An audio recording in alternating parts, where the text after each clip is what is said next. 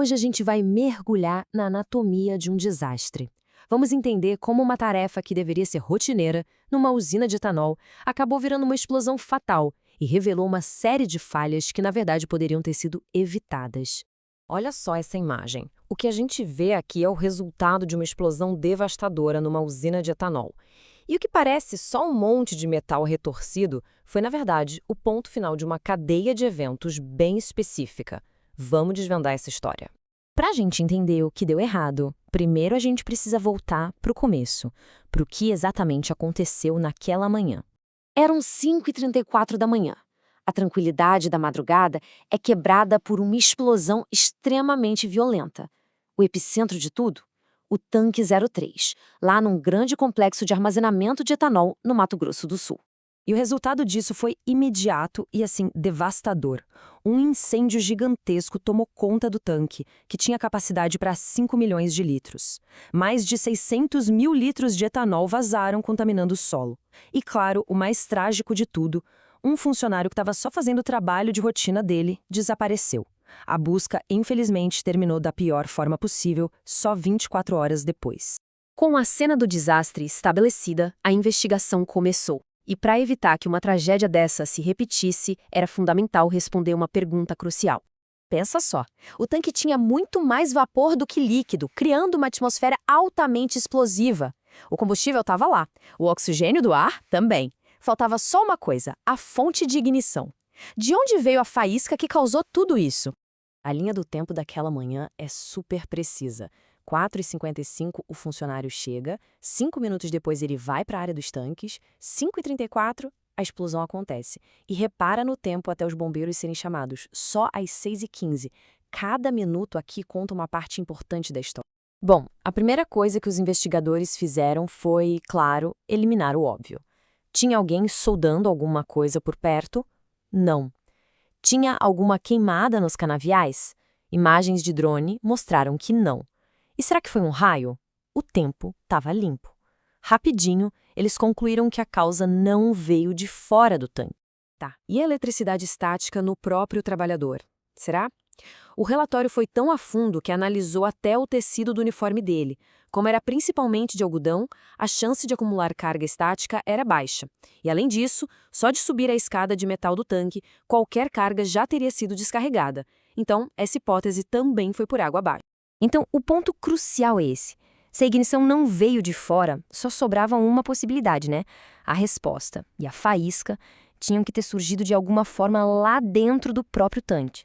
E foi essa a conclusão que levou os investigadores direto para o coração do problema. O equipamento que o funcionário estava usando naquele exato momento. E aqui a gente chega no ponto-chave da investigação. Olha só a comparação. De um lado, o tipo de amostrador que a norma de segurança exige. Do outro, o que foi achado nos destroços. A diferença é gritante e perigosa. O equipamento que estava sendo usado era de origem desconhecida, sem certificação nenhuma e, como a gente vai ver, foi uma peça central nesse quebra-cabeça. E o motivo dessa diferença ser tão crucial é que a norma técnica de segurança é explícita.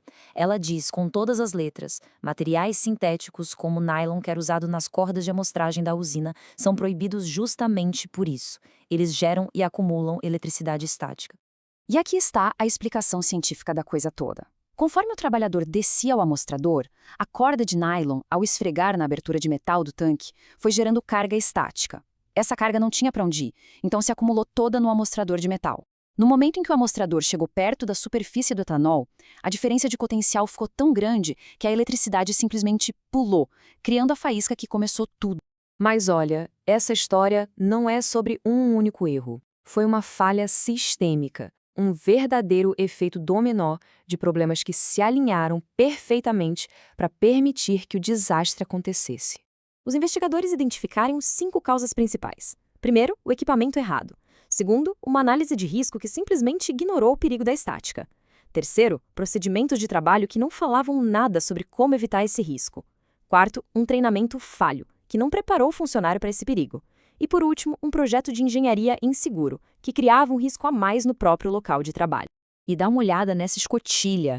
Isso aqui não é um projeto padrão, foi um improviso. E esse improviso forçava a operadora a se agachar numa posição super instável, tornando quase impossível manter o contato contínuo com a estrutura do tanque, que é um procedimento básico para descarregar eletricidade estática com segurança. Ou seja, o próprio design do lugar contribuía para a tragédia. Então, a grande questão é como garantir que uma coisa dessas nunca mais aconteça. A investigação também deu um roteiro bem claro para a prevenção.